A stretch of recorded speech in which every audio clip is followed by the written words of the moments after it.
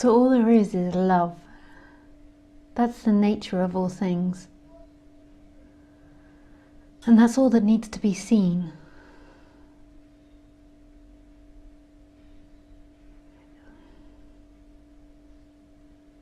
So who you truly are is love. Who you truly are is this alive presence that always is. You're not the person or the character that's moving in time.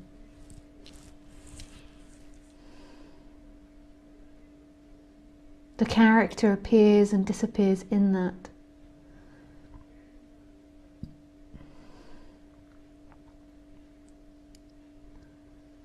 You're not the body, you're not your thoughts, you're not your ideas, you're not the feelings, the emotions, the conditions, the beliefs. And yet you're everything that's happening, but you're not limited to one thing.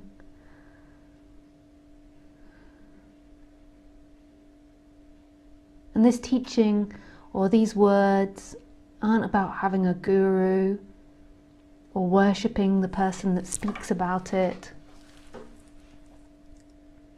or thinking that the person that speaks about it knows more than you, or using the person that speaks about it as a father or mother figure. It's not something for you. If you leave this talk with something, that's not it. It's seeing that who you are is that which never moves. The way that the seeker works, though, is it takes the conditions of the person, the feelings, the thoughts, the ideas, and it tries to look for that love, that presence in them. And by looking for presence in the thoughts, the feelings, the ideas, the beliefs, the conditions, the outside life, other people, it's always seeking in time to get them and hold on to them. And it suffers because it can never ever achieve what it wants. It can never get there.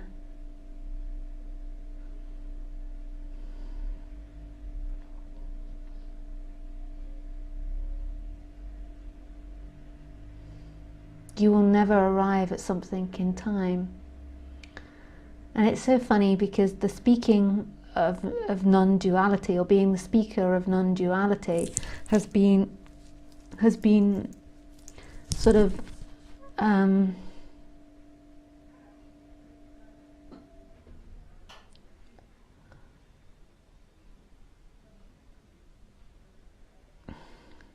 mixed with this idea of guru. Like the guru speaks about non-duality and it's passed on from teacher to teacher verbally, and that you have a guru and there's this guru figure that passes it on to you.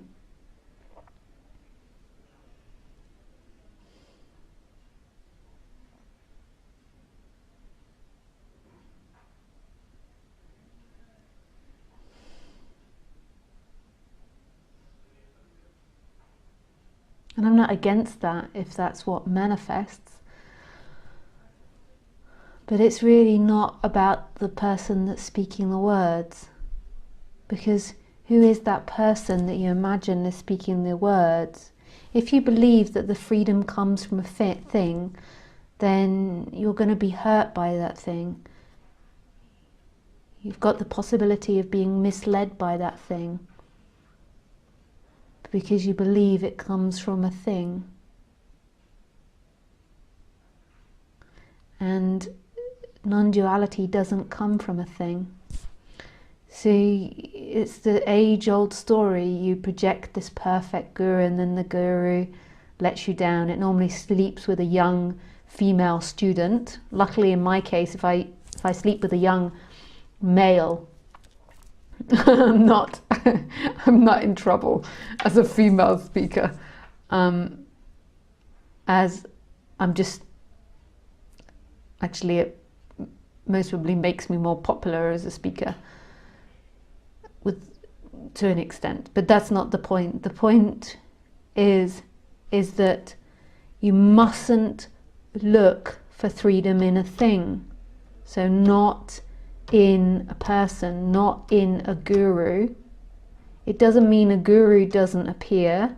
and you don't follow that tradition, but you've got to see that it's life that's taking you home, because who's speaking? Who's speaking out of my mouth?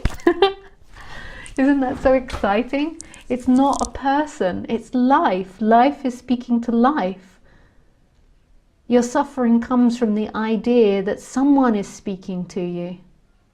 And I can have a rebel tendency in my personality, and I love the idea of non-duality, going beyond this guru tradition.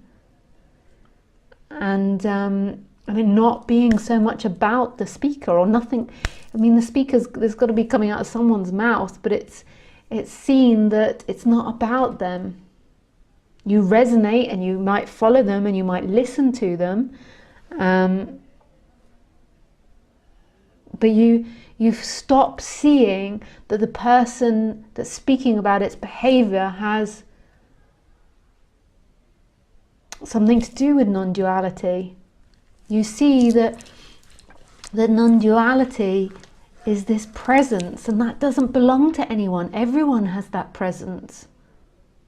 Everyone and everything.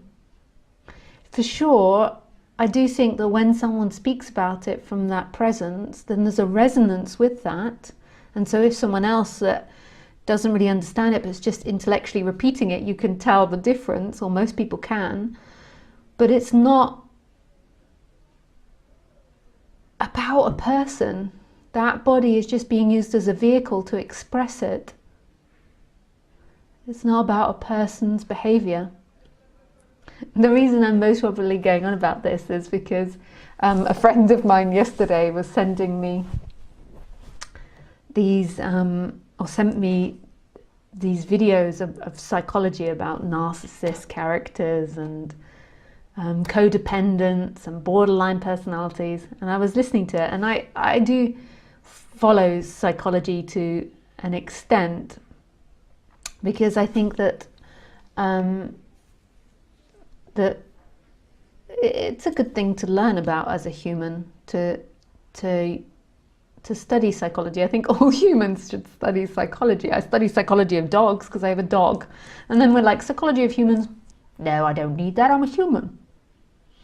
I'll study the psychology of my bird, or my dog, or my rabbit, but when it comes to humans, I think I know I'm a human. And and I think that every human should be made to study psychology. And it's not that psychology is going to fix you. Psychology to me is, it's like inside the bowl of the human. So if you just look at psychology, you're just going to keep going round and round and round in that bowl. I think it's good because it will make the person more balanced. But in order for there to be real change, I think psychology has to be done simultaneously to listening to non-duality. And that will really help change the person, because there's got to be this bigger message that who you are isn't that person. If you believe you are that person, then you're so attached to the conditions and the belief systems of that person.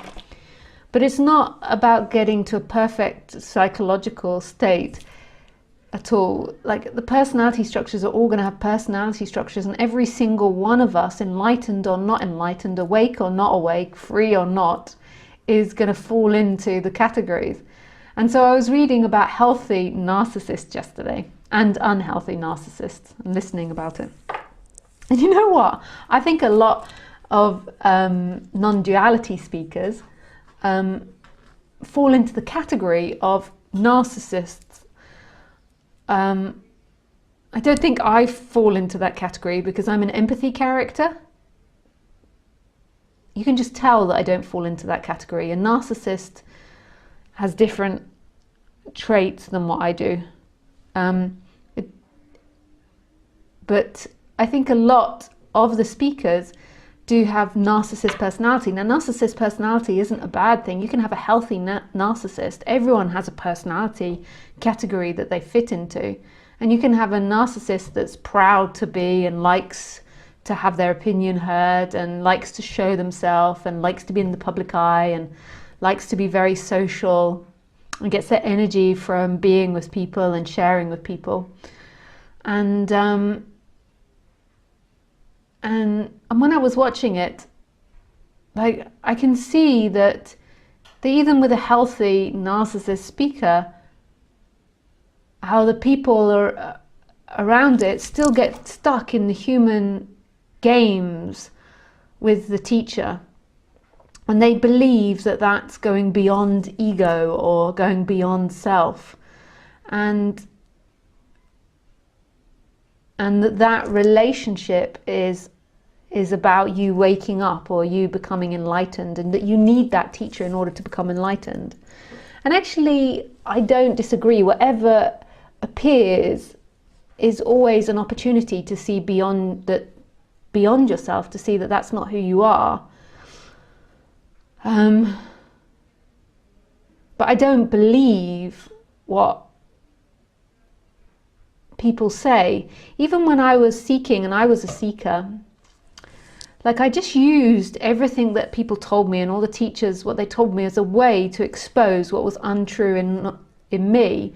But I didn't necessarily believe what the speaker was saying. So if the speaker said, you've got to accept that I'm your guru and you've got to take me as your guru, I just wasn't interested in that part. What I was interested in is how that made me feel and what that did here, whether that evoked a strong resistance or hate. And it wasn't that I took them on as my guru. I just looked to see what was untrue that came up here. Because you can't really have a guru or a teacher. Even though I will speak about my teachers, you can't really have that, because life is the teacher. But then I also see that me saying this will really attract narcissistic personalities, because narcissistic personalities would really like that. They're like, oh yes, I am my own teacher. I don't need a teacher. Whereas more like codependent or empathy people, or people that lack confidence, that will make feel afraid, and they will want to have a strong teacher to follow. And the reason that I point this out is that I'm just trying to point out that it's all personalities. So when you go to a speaker, you think, okay, I've found the best speaker there is, or I found the true guru. But actually, it's just that your personality fits with them in some way. And there is something that's beyond that. There's a part of you that hears non-duality that's beyond that. But I can assure you, your thinking mind cannot think about that. Because your thinking mind can only think about you and them.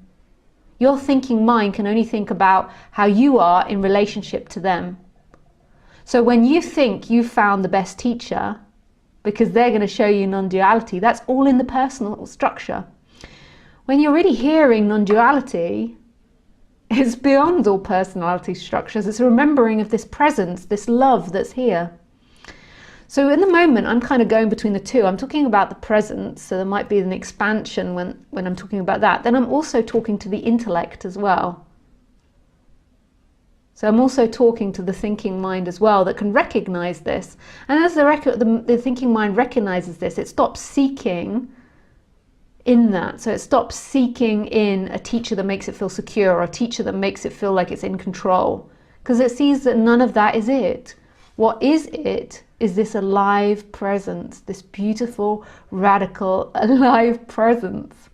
So when you begin to think that I'm the perfect teacher for you, or that Mooji or Papaji or Gangaji, or what other teachers are there, Adidas is the perfect teacher for you, that's all personality structures. That's not necessarily ego, that's not necessarily seeking, but that's in time, that's in your thoughts. That's what your thoughts say. Non-duality is that which is experiencing the thoughts. And your thoughts are based on your particular conditioning, that body's particular conditioning. So your thoughts go, they fit with the way that body-mind sees the world. And the way that body-mind sees the world depends on the way it was brought up, the society it was in, the way its parents were, its friends, its genetics. And even though the thoughts are coming from this moment, they will follow a pattern, just like this bush follows the pattern of maintaining its shape as that particular tree. But non-duality is beyond that. Non-duality is that presence in which those thoughts appear and disappear. So to a codependent personality or empathy, or not necessarily an empathy, but for a personality structure that feels insecure, it will look for a strong teacher that says, I am the teacher that will lead you home. I know the way. Follow me and you will become enlightened. It will follow that structure more. But the personality will change. So sometimes it'll be rejecting and it'll be like, no, I don't trust them. And then sometimes it will. But it'll be looking for a strong figure to follow.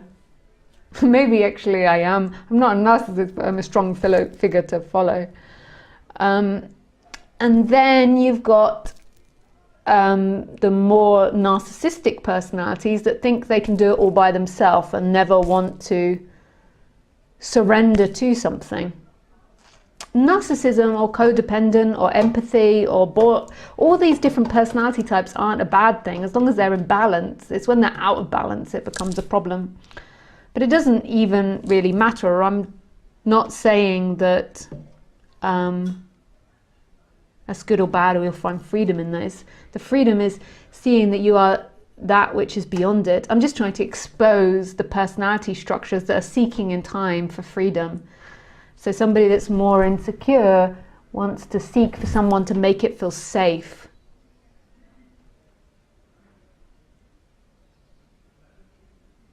But it's always changeable. Like, I'm speaking in general terms. It's not so simple as the way I'm phrasing it. It's a lot more complicated personality structures. That's why there's so many different psychologists and so many different books out there.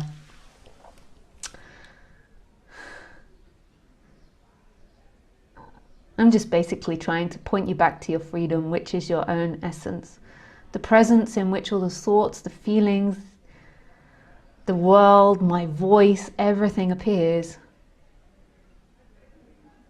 The mind will always look for freedom in things, in you and I, in right and wrong, in good and bad, in opposites, in someone out there that can save me. And the whole time, there is this presence, this alive presence that's experiencing all, and that's who you are. That's what you are.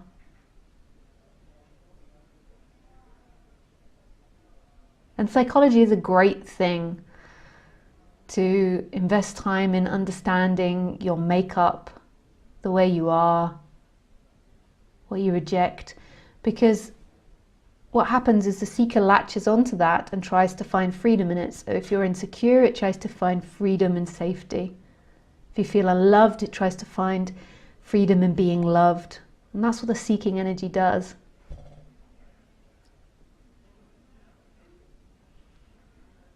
If you have a more narcissistic personality, then it tries to find people that worship it. And none of that's freedom.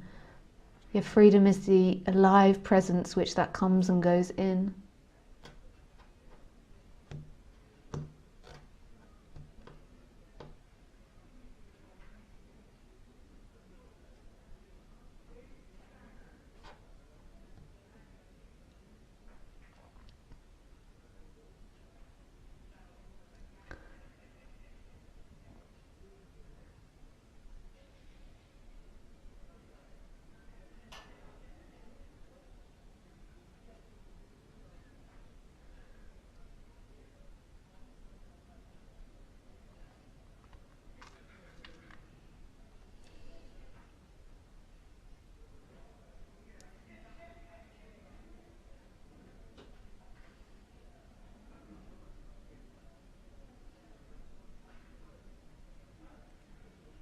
And you know what? I want to totally redefine what it is that people tend to call me, like enlightened or not enlightened, whatever they call me. I don't want to be in that. Like on the human level, because you see, that's so much grandiose. That's so much like, I'm enlightened, you're not. I don't even want to play there. To the narcissist, they'll be like, yes, yes, yes. To the less narcissistic personalities, they'll be like, oh no, I need someone that's enlightened. But I just want, if I'm going to be seen as anything as a speaker, I just want to be seen as a young woman that's incredibly wise, for her age and has explored loads and knows lots of different things in order to have a more happy, balanced life, and she wants to share that with you. And if you've got an open heart, then that sharing could have a beautiful effect. That's all it should be. Screw all this enlightenment stuff and non-enlightenment and guru. On the human level, as a speaker, I just want to be seen as someone that can potentially open your mind up to something different. That's all. Because that's what excites me. And I had this profound realization and seeing, and I'm so happy to share that. And I think that's the way that speaking about this in the West should be more directed. Is that we're just sharing.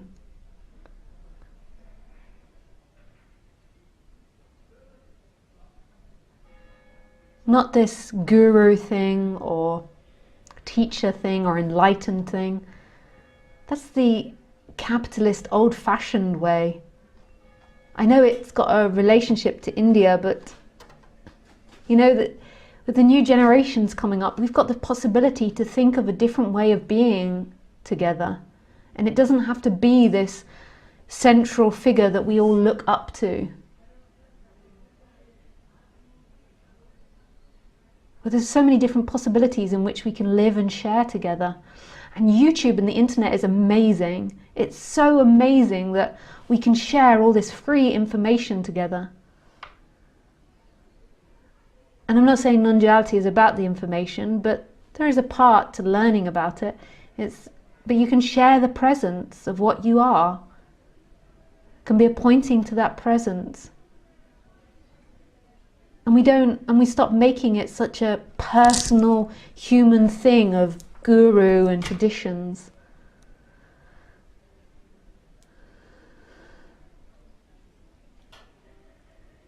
And that really excites me.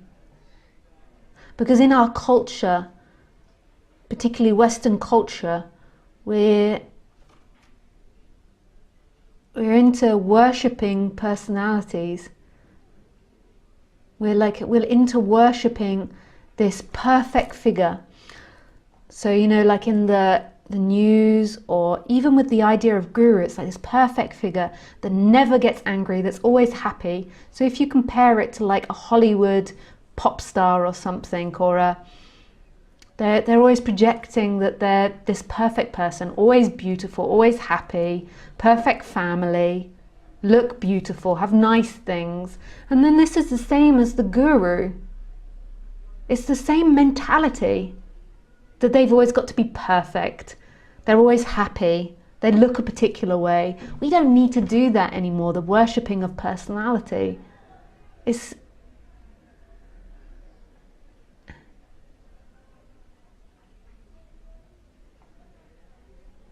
There's something much greater that we could open our minds to, and as we open our minds to it, then it spreads to other humans.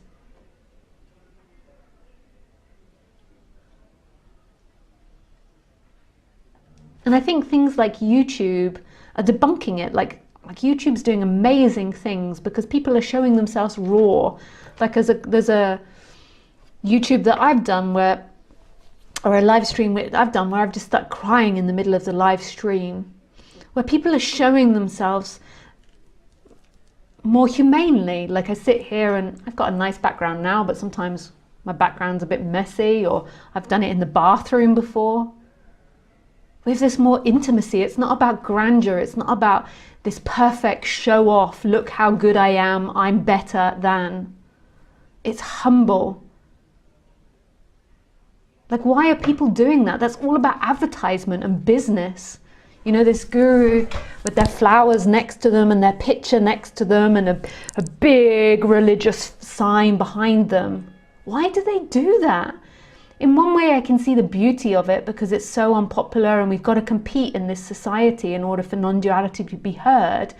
But as the people that are listening to me, you can see beyond that that's not needed anymore. We don't have to to be dripping in gold in order to make non-duality valid. We don't have to have flowers next to us and a huge audience to make this subject valid, or a big religious sign, or lots of gurus.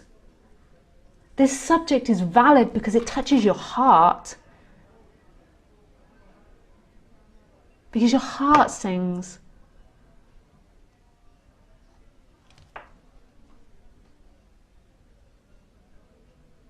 And at the same time, I'm really not meaning to criticize. In order for me to point this out, it has to seem like I'm criticizing. I'm also really grateful for the teachers that do that, because it actually pushes into the mainstream. By doing that, they push into the mainstream and they make this subject more accessible in the mainstream. And I'm actually super grateful for that as well, because I'm so passionate about this subject. I love it. And I know that in order for humans to change, this subject has to go viral.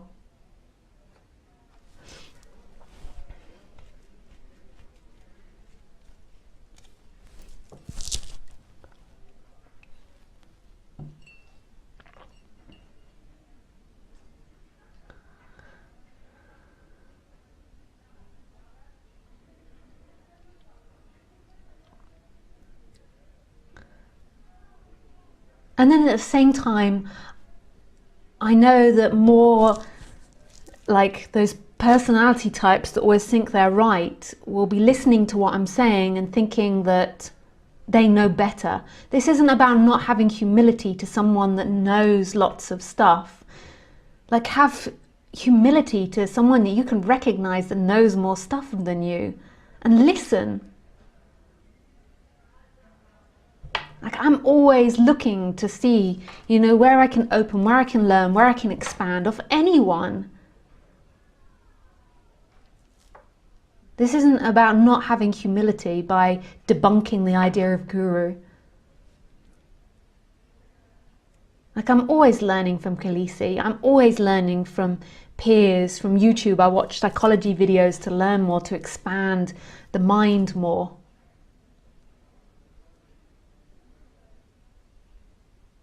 Like, sometimes I think because I debunk it to an extent, and I like things to be really humble, I think that that also can sometimes encourage a mentality of they like that because they want to present themselves as someone that knows better, and somebody that doesn't present themselves as grand isn't so much competition for the person listening. So don't be fooled by yourself.